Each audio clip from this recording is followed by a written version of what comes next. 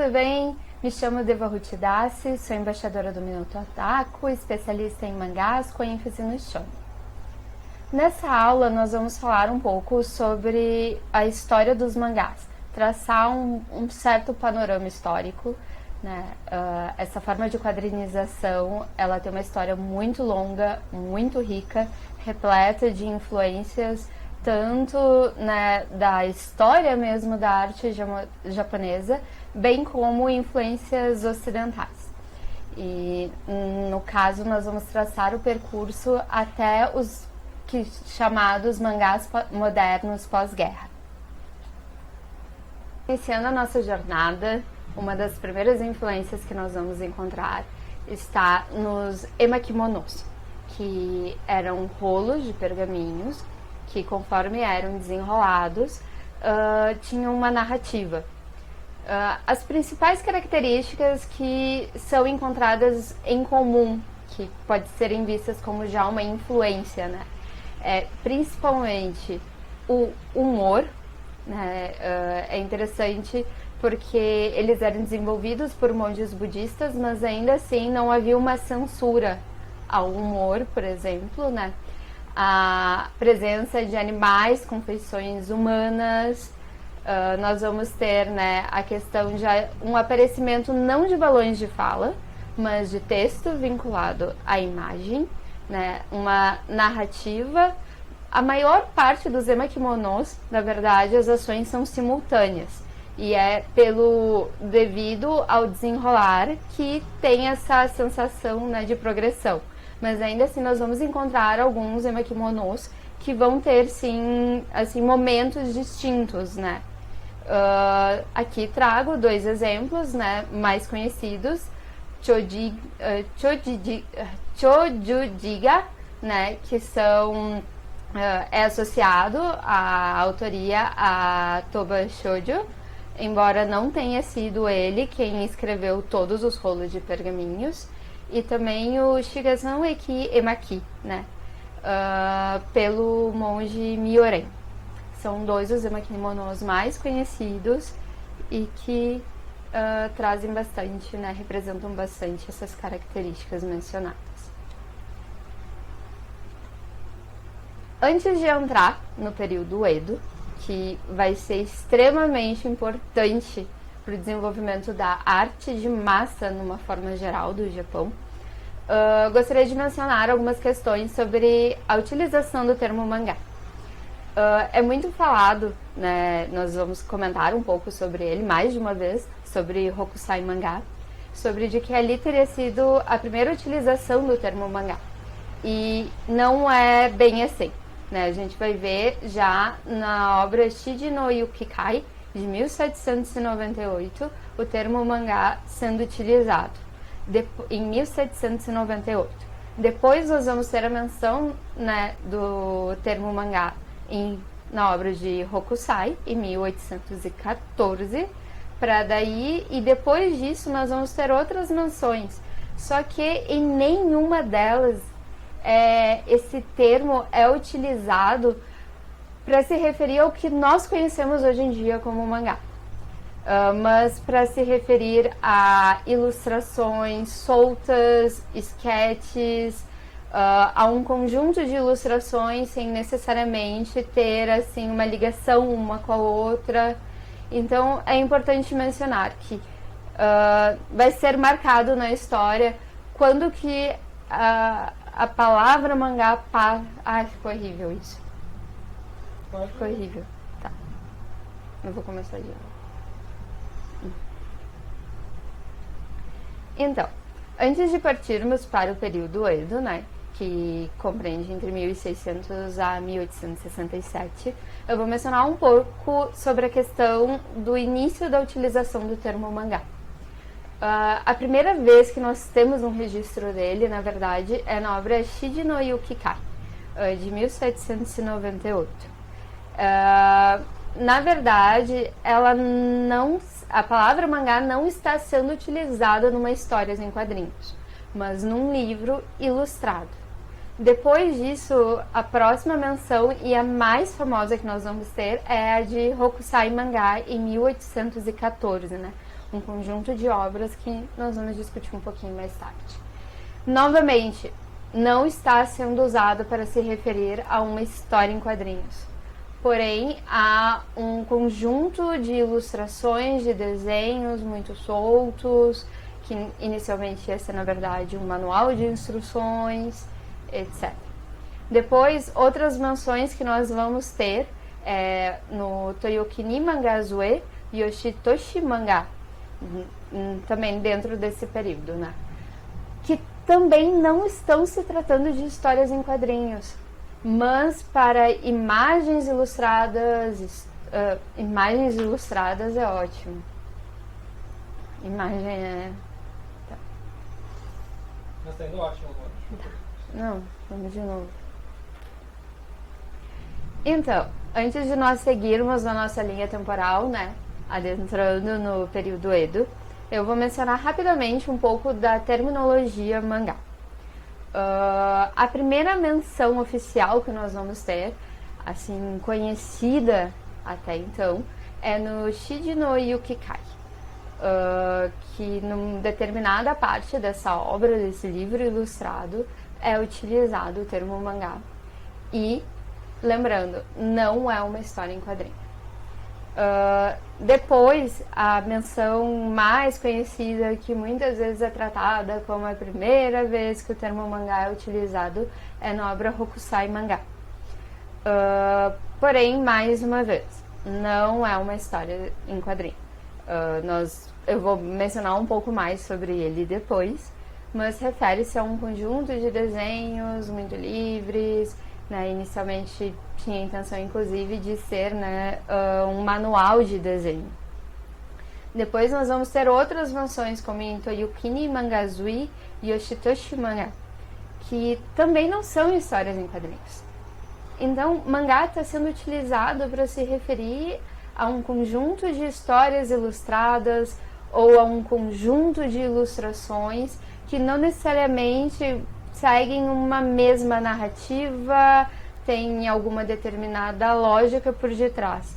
Pelo contrário, justamente tem assim esse aspecto de brincadeira, de leveza, de algo livre.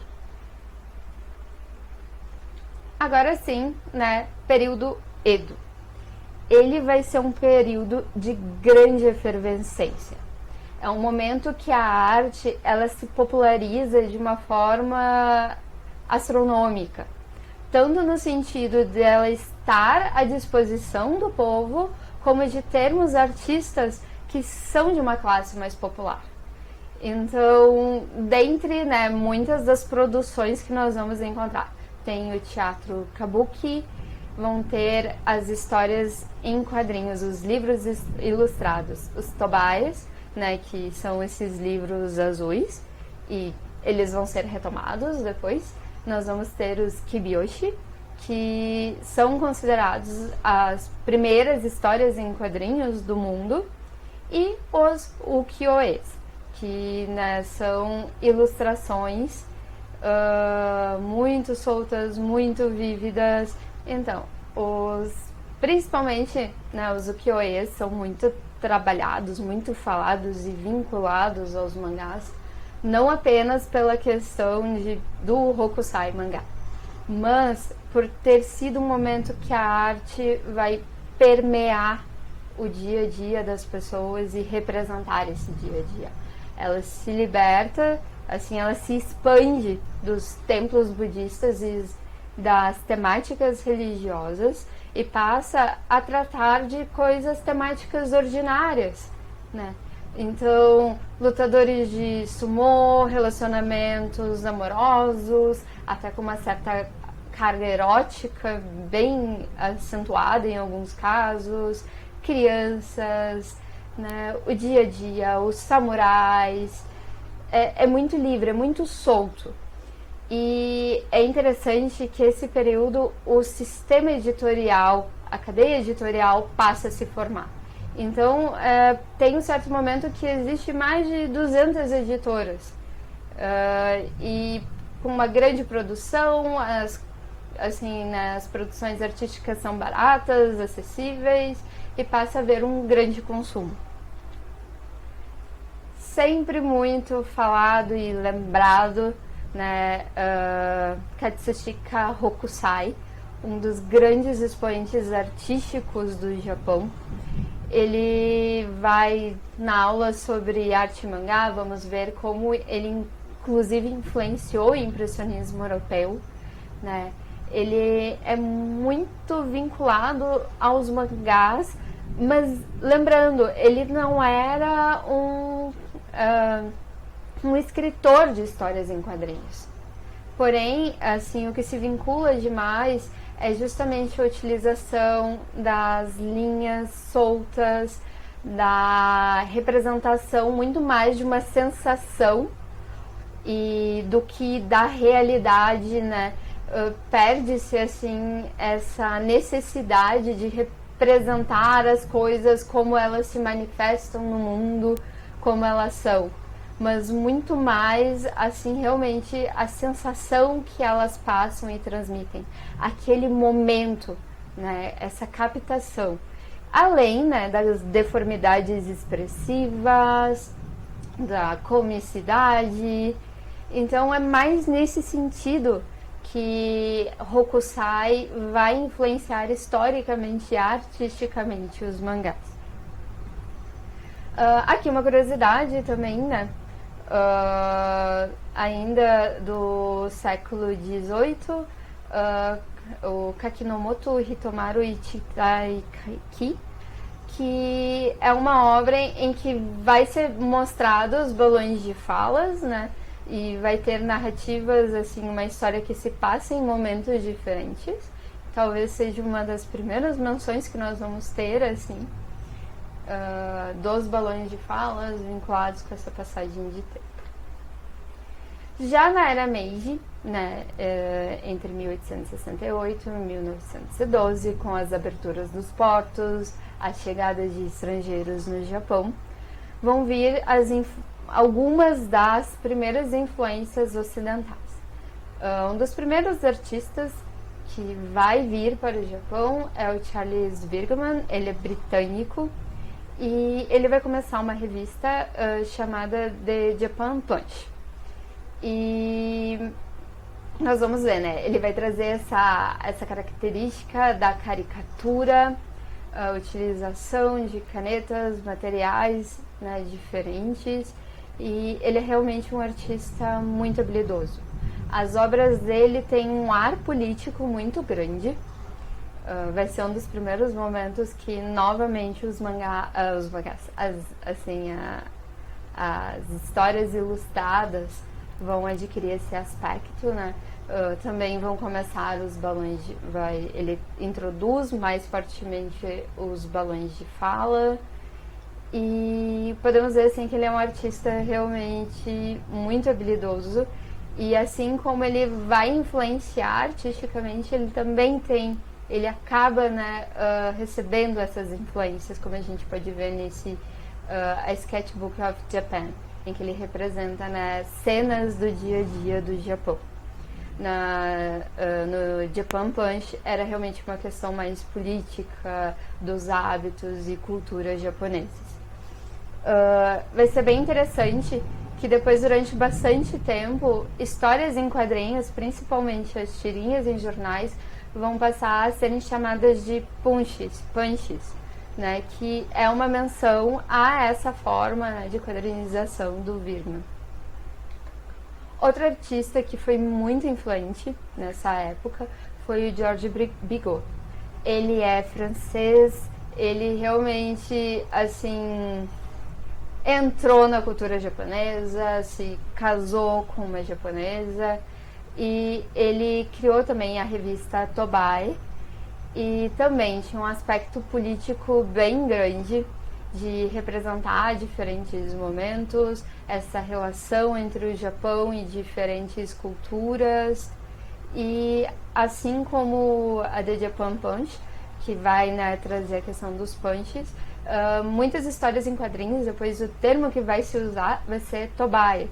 Então o termo mangá, ele vai, de uma certa forma, entrar em desuso, né, com a introdução desses artistas, e vai ser utilizado principalmente os termos Punch e Tobaki. Aqui, né, o termo mangá volta a aparecer na obra de Ikkyo Manga Shu, né, e na Jiji Shimpo, de Imaizumi Ikkyo, né, do artista. Ele começa a trazer, né, resgatar a terminologia mangá para se referir a histórias, né, ilustradas, histórias em quadrinhos, né. A primeira revista que teria aparecido, né, seria a Ishibun Nipposhi, em 1874, do artista Kawanabe Kyosai. Porém, ela durou muito pouco tempo. Assim, apesar de ser uma das primeiras, assim, aparições que nós vamos ter, ela é muito pouco mencionada porque ela não chegou a exercer uma influência tão grande devido ao pouco tempo de duração dela. Até que chegamos em Kitazawa Rakuten. Aqui sim nós vamos ter a volta forte do termo mangá para se referir a histórias em quadrinhos. No Ocidente, o Kitazawa ele ainda não é tão comentado, mas no Japão ele já tem um grande reconhecimento na questão justamente do desenvolvimento das histórias em quadrinhos. Por quê? Ele, em primeiro lugar, ele é conhecido como o primeiro, assim, artista exclusivo de mangás. A utilização do termo mangaka começa a ser usada em larga escala com ele, inclusive porque ele volta a usar o termo mangá, que para se referir a histórias em quadrinhos. Como mencionado, antes estava se usando o termo punchi, tobias, né? E ele não usa só o termo mangá à toa, de forma aleatória, mas para trazer assim uma nova forma, realmente começa a introduzir uma nova estética. Ele faz parte da geração de artistas, né, que vai ter um contato muito grande com o Ocidente. Ele, inclusive, trabalhou numa revista norte-americana situada no Japão, né? Ele trabalhou com um artista australiano. A revista se chamava The Box of Curios. E, junto com outros artistas, ele chegou, inclusive, a ir para os Estados Unidos. Então, ele é conhecido, né, como um momento de ruptura e de resgate ao mesmo tempo. E ele também vai ser um dos primeiros artistas, né, a usar os balões de fala. Ele também usa personagens de forma recorrente, né. Ele começa a carreira dele na Jiji Shimpo, no jornal Jiji Shimpo, e tendo a coluna de mangá. E depois ele vai fazer a própria revista dele, a Tokyo Puck, que também, assim, ela tem uma importância histórica muito grande, porque foi um espaço que reuniu vários artistas aspirantes, né, a ilustradores de histórias em quadrinhos, a escritores de histórias em quadrinhos. E como eu mencionei, né, assim, o entendimento dessa profissão de mangaka, né, cartunista poderia ser traduzido, né, vai se desenvolver. Então, Kitazawa é extremamente importante dentro dessa linha temporal. Outro artista nem sempre mencionado, extremamente importante, Okamoto Ipei. Muito é vinculado a Tezuka Osamu, né, a introdução da cinemática. Porém, um dos primeiros a realmente trazer ela, esse processo começou com o Okamoto, né? Tanto é que ele tem, inclusive, uma obra que se chama Onna Hyakumetsu, que é a mulher de 100 faces, e ela é toda desenhada como se passasse assim num rolo de filme. E não apenas, né, essa questão da cinemática se limita à questão de estar ali num quadradinho, mas de realmente tentar ter essa aproximação, assim. Ele também vai desenvolver a revista Asahi Shimbun, que foi muito importante, uma revista de histórias em quadrinhos, tem utilização de balões de fala. E ele também foi escritor do Shin Manga no Kaikata, que seria a tradução, né, como desenhar o novo mangá. Talvez seja um dos primeiros manuais de como escrever mangás da história, né? Ele é de 1928 e ele vai trazer muito essa diferença entre o que seria o mangá e entre o que eram esses punches, né? O que eram essa outra forma de quadrinização, muito mais assim caricaturada de uma forma geral. Em 1909 nós vamos ter a criação da editora Kodansha. Ela não era uma editora que produzia apenas histórias em quadrinhos. Ela existe até hoje, né? É uma editora que abrange várias áreas, né, do ramo editorial. Mas é nela que vão surgir as primeiras revistas direcionadas a meninos, né, shonen, e a meninas, né, shoujo, que são a Shonen Kurabu, né, Shonen Club, e a Shoujo Kurabu Shoujo Club. Essas revistas começaram tendo muitas histórias, contos e notícias, material promocional, tanto para meninos quanto para meninas. E gradativamente elas passaram a ter cada vez mais histórias em quadrinhos. E esse modelo de revista, ele vai se consolidar bastante, vai ser extremamente importante, né, para os mangás modernos atuais, né? Já na era Taisho, duas obras muito importantes. Shochan no Boken, né, as aventuras do Shochan, vai narrar as aventuras de um menininho e do seu mascote. E além de ela, como boa parte das histórias em quadrinhos da época, né, começa como uma tira de jornal e depois ganha espaço, né, como tendo versões assim em volumes individuais só da história. E foi muito interessante porque esse personagem, o Shochan, os leitores passaram a desenvolver um vínculo muito grande com ele. Começou essa relação entre leitor e personagem que até hoje é muito forte dentro do universo dos mangás. Então as pessoas escreviam cartas, queriam saber como é que ele estava, emitiam opiniões sobre a história. Né, também se desenvolveu muito a moda, o gorro vermelho dele, né? Então é uma obra que marca principalmente assim essa proximidade que passa a ter entre leitor e obra / personagem.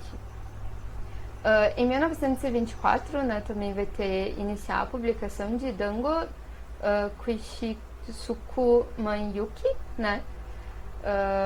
Que vai ser também, a gente pode ver, né, vai ser uma história em quadrinhos, vai assim receber volumes individuais. Foi teve assim muitas vendas, se tornou bastante popular e talvez seja o primeiro super-herói assim que assim recorrente que a gente vai ter dentro das histórias em quadrinhos japonesas.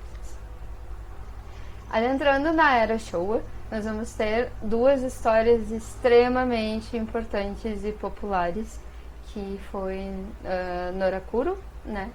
Que é a história de um cachorrinho que o sonho dele é atingir uma alta patente no exército, mas ele é bastante atrapalhado, ele tem dificuldades, e a gente pode ver que já é bem numa estrutura assim de histórias em quadrinhos, né, com balões de fala.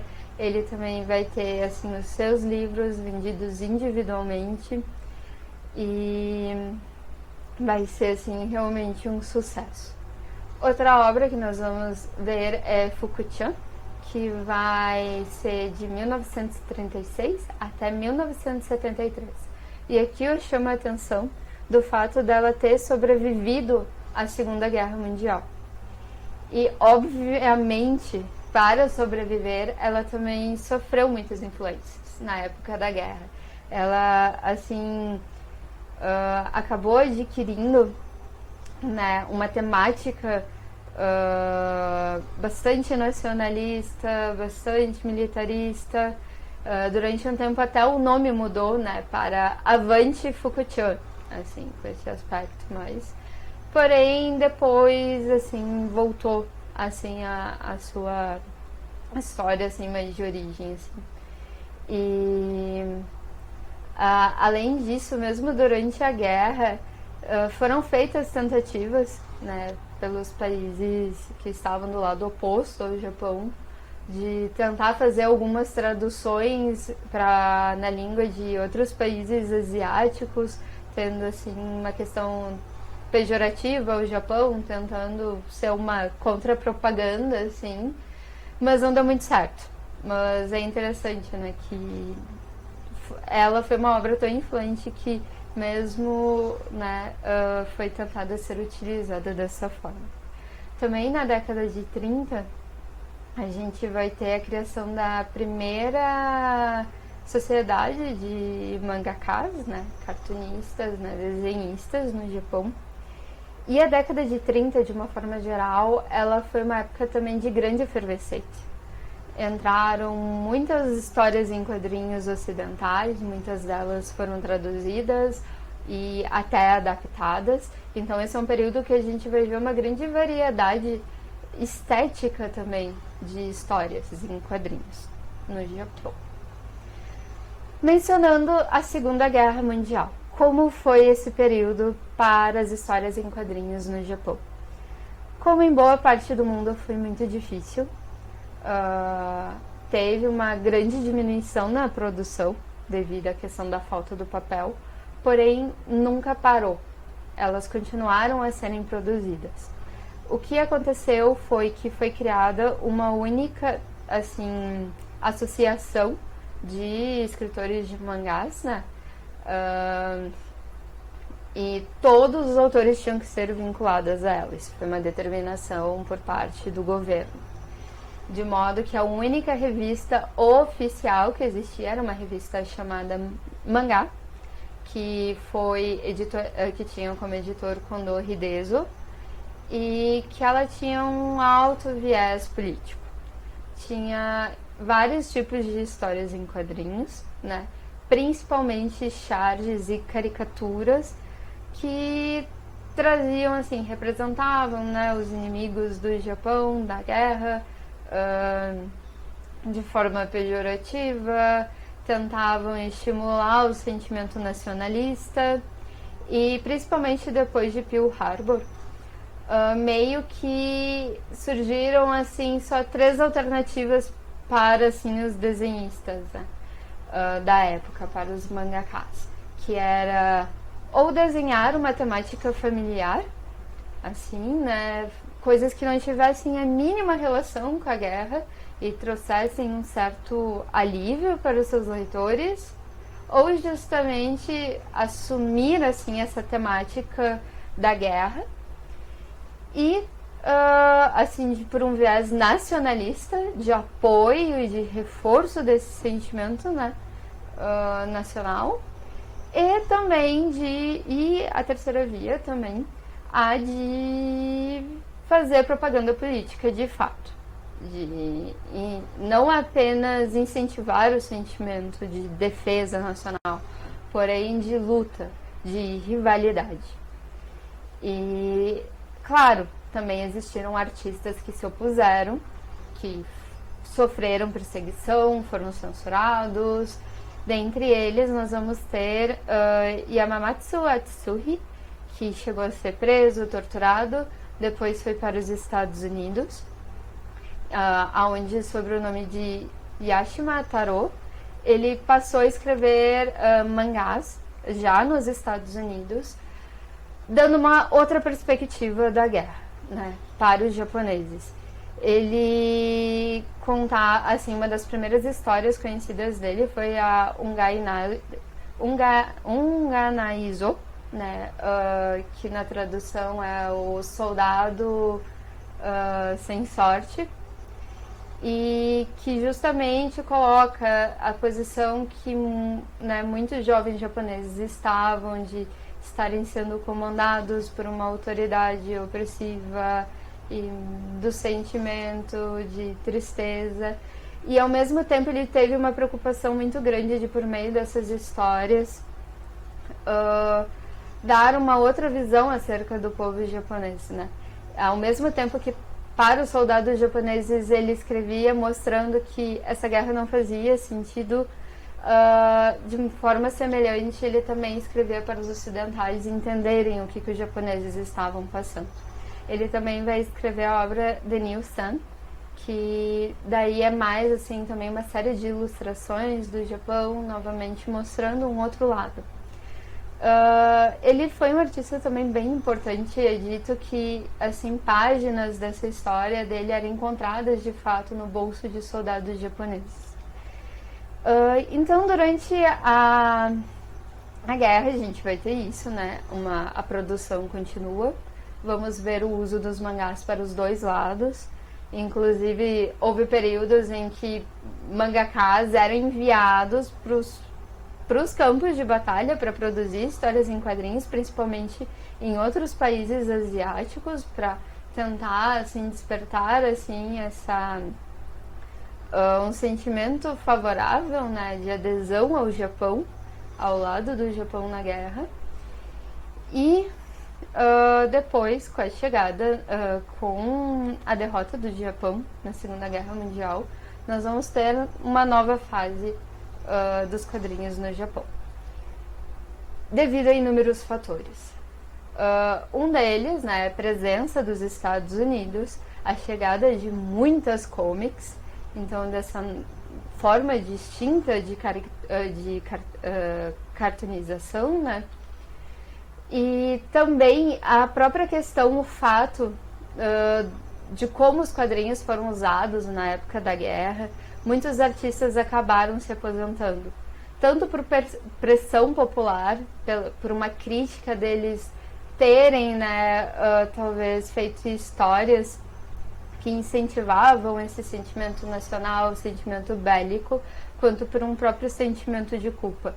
Então nós vamos ter uma nova geração de artistas, que muitos deles, né, eram jovens demais para participar como soldados, mas já tinham idade suficiente para compreender o que foi a guerra, com uma nova influência ocidental. Então, ao mesmo tempo também, né, o Japão estava passando por uma crise financeira, estava se reestruturando assim, no pós-guerra, e a necessidade de uma arte acessível se fez presente.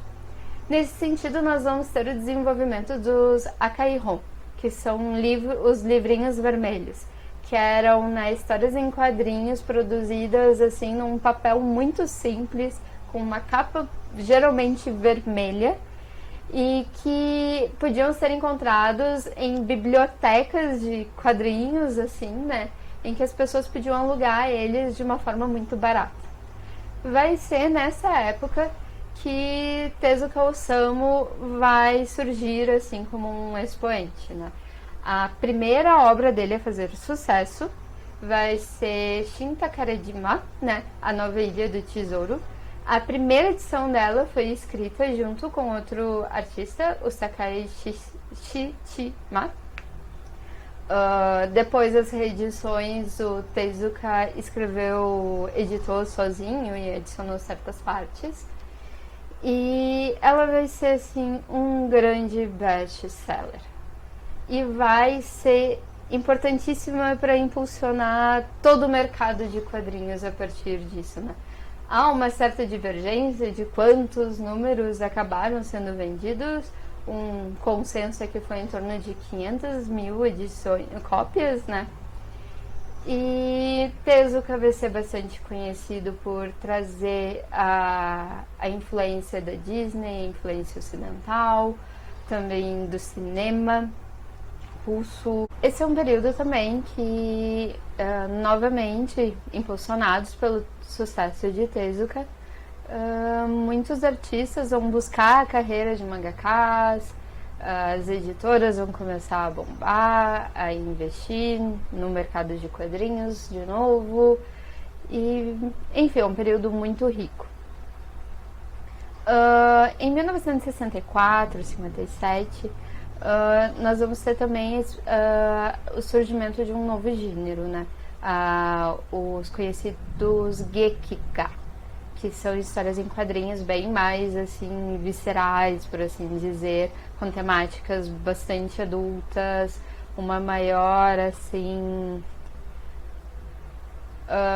uma violência e uma sexualidade mais cruas, embora não abordem apenas isso. Em 1959 a gente vai ter a criação da Weekly Shonen Magazine, que é a revista semanal de mangás da editora Kodansha. E aqui, quando a gente fala mangás, já é realmente bem próximo, né, quase igual ao que hoje nós conhecemos como mangás. E em 1968, a criação da Weekly Shonen Jump, que vai ser a revista semanal de mangás da editora Shueisha. Na década de 70, também nós vamos ter muitos artistas e obras importantes. Kozuri Okami, o Lobo Solitário, Doraemon, até hoje muito popular. Vamos ter a geração de 24 de artistas, né, autoras mulheres que vão tomar para si a narrativa das histórias em quadrinhos direcionadas a meninas. Também tem a publicação de Hadashi no Gen, né, Gen Pés Descalços, que é uma das obras mais conhecidas no exterior, dentre mangás, que aborda a guerra por uma perspectiva de alguém, né, que sobreviveu a ela e todas as consequências, assim. No início dos anos 80, né, até o final dos anos 90, nós vamos ter a ascensão de duas obras que vão ser extremamente importantes para a popularização dos mangás, tanto dentro do Japão quanto fora. Vão ser as obras de Toriyama Akira, né, Dr. Slump e Dragon Ball. Nesse período, a Shonen Jump ela vai atingir a sua famosa Era Dourada, onde o número de vendas vai chegar a bilhões, de tamanha popularidade que principalmente Dragon Ball vai ter. Na questão, né, de expansão do mangá no Ocidente, em 1977 é publicado o Lobo Solitário nos Estados Unidos e em 88 no Brasil. Primeiro mangá a ser publicado aqui, né, vai ser Lobo Solitário. É bem interessante, assim, porque também se é comentada a influência que essa obra vai ter nas graphic novels lá norte-americanas. Tanto é que a capa da edição norte-americana é feita por Frank Miller. Tem uma entrevista, vai ter entrevista dele com o autor de Lobo Solitário. Se tem assim uma admiração mútua e começa assim esse jogo, né, de influências novamente, né? Em 1979 é lançada também a obra Rigveda do coletivo Clamp, que é um outro momento histórico bem importante, né, para o desenvolvimento do shoujo mangá.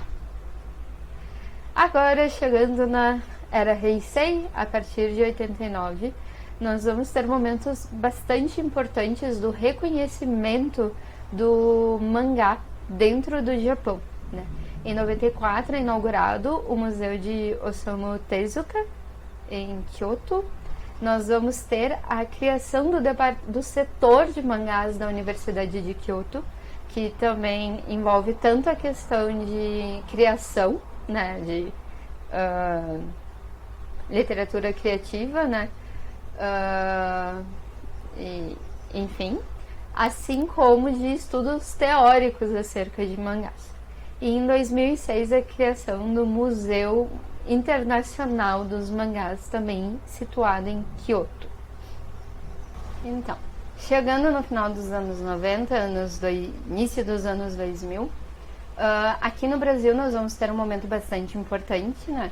Que é quando vem o anime e posteriormente o mangá de Saint Seiya, né? Cavaleiros do Zodíaco, de Dragon Ball, entre outros, mas que vão ser extremamente importantes para nós aqui conhecermos e nos apaixonarmos, né, pelos mangás. E em 97 vamos ter o início da publicação de One Piece, 99 Naruto, 2001 Bleach. Esses 3 mangás vão compor um novo tripé da Weekly Shonen Jump. Vão ser mangás extremamente populares no Japão e muito, muito conhecidos no Ocidente. Vão acelerar esse processo que iniciou lá, começou com o Lobo Solitário, se fortaleceu com Dragon Ball e veio com tudo a partir dessas 3 obras, principalmente Naruto, né? Até hoje um dos mangás mais conhecidos. Outra obra bastante importante nesse sentido vai ser Death Note, que foi publicada entre 2013 e 2016. Chegou a ser uma das graphic novels mais vendidas nos Estados Unidos. E isso é algo extremamente assim, impactante, considerando, né, que os Estados Unidos ele é um país com uma tradição de narrativa gráfica bastante consolidada já. E os mangás têm adquirido um espaço enorme lá. Em 2014 vamos ter o início da publicação de Boku no Hero Academia, My Hero Academia, no título norte-americano e na versão brasileira, que vai ser o anime mais visto, já fazem acho que pelo menos 4 anos, é o anime mais assistido pelo canal de streaming da Crunchyroll nos Estados Unidos, e um dos mais assistidos na América Latina. Em Kimetsu no Yaiba, Demon Slayer, na versão norte-americana e também na edição brasileira. Começou a ser publicado em 2016, mas vai ser com o anime que vai ganhar realmente bastante visibilidade e que representou um grande sucesso de vendas e também de consumo do próprio anime e que adentrou bastante a cultura popular dentro e fora do Japão, né? E tudo isso, né? Por que eu fiz esse resgate desses mangás assim dos anos 2000, algo tão contemporâneo? Porque esses mangás, eles não vão desenvolver apenas leitores no Ocidente. Eles vão assim desenvolver mangakas. Vão inspirar toda uma geração de artistas, de desenhistas com, né, essa nova forma de quadrinizar, né, com essa nova linguagem visual. E a partir dos anos 2000 também nós vamos ter as primeiras edições do Japan International Manga Award, que é um concurso justamente de mangás produzidos fora do Japão. Tendo então mesmo assim dentro do Japão, tendo esse reconhecimento de que mangá não é sinônimo ou limitado pela definição de histórias em quadrinhos feitas no Japão. Existem mangás fora do Japão. Inclusive hoje em dia já se discute dele ser assim considerado um dos patrimônios culturais assim pela UNESCO, né? Mundiais pela UNESCO. E para fechar assim, né, essa aula, eu vou mencionar, né, o One Piece, não tem como não, né, que desde 2015 entra para o recorde mundial do Guinness Book, né, como a história em quadrinho com maior número de cópias publicadas por um único autor, né, superando todas as outras histórias em quadrinhos, assim, de todos os estilos e gêneros. E em 2021, com mais de 490 milhões de cópias, supera inclusive Batman, né, que na época estava com 484 milhões. e se torna a segunda história em quadrinho mais vendida do mundo, ficando atrás apenas de Super-Homem, que começou a ser publicado muito antes. E lembrando que, né, como veremos na aula sobre a diferença entre mangás e HQs, também é escrita por vários autores, vários ilustradores, etc. Então, o One Piece, ele desempenha um marco histórico também dentro da história dos mangás no Japão. O autor Odaishiro tem inspirado também toda uma nova geração e coloca, né, mostra todo esse potencial dos mangás serem adorados e com uma vida longa. Então, espero que essa aula tenha adicionado, né, ao conhecimento de vocês. Sei que foi um pouco longa e ainda assim foi curta, considerando tantas coisas que podem e precisam ser faladas sobre o desenvolvimento, mas espero que tenha sido proveitosa. Nos encontramos em outras aulas. Tchau, tchau!